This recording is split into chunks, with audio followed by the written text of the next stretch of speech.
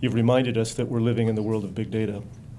And in addition to that, this issue of retention is increasingly important. So given the growing deluge of big data that we're living in, how does this factor into the landscape of information governance? And specifically, on the one hand, you have technologists like myself who see big data as an opportunity for discovery, small d, and as a colleague might say, they tend to be data hoarders.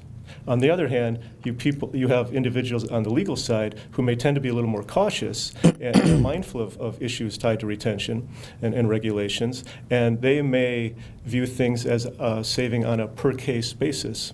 So how do you reconcile these two opposing views? Well, it's a really interesting question. Let us stipulate that big data is winning, that the world is, anybody who tries to put a hand up to stop the flood of information is, it's a lost cause.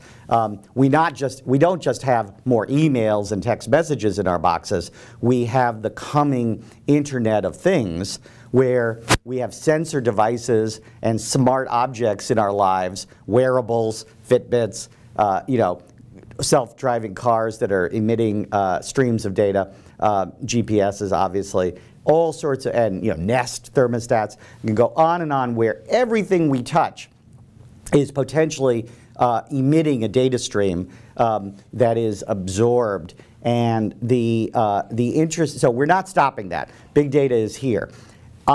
There is a really interesting moment that we've come to where a year ago, I would have thought that all data scientists in the world, the only thing that they want is more data to play with.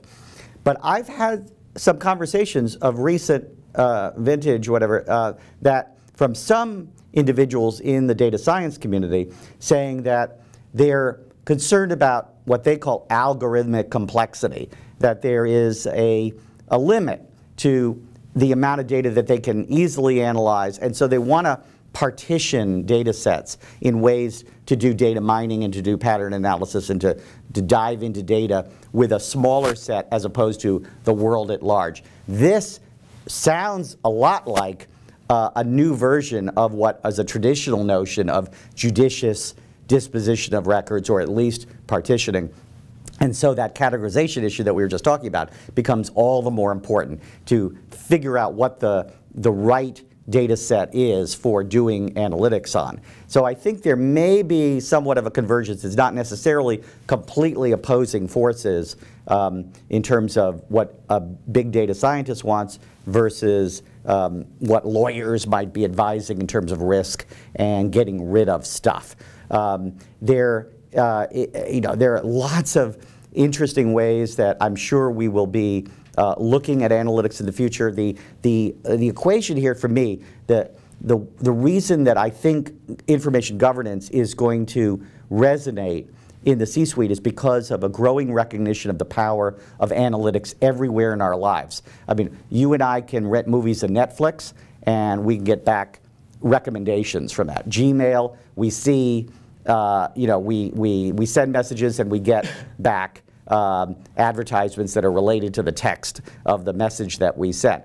Systems that are recommending to us, pushing out content. When individuals and corporations understand the power of this, and they get it on the consumer side in terms of their customer base, I think they will be more attuned to using the same kind of tools to govern information within the institution itself. At least that's my hope, and I try to make that case wherever I am.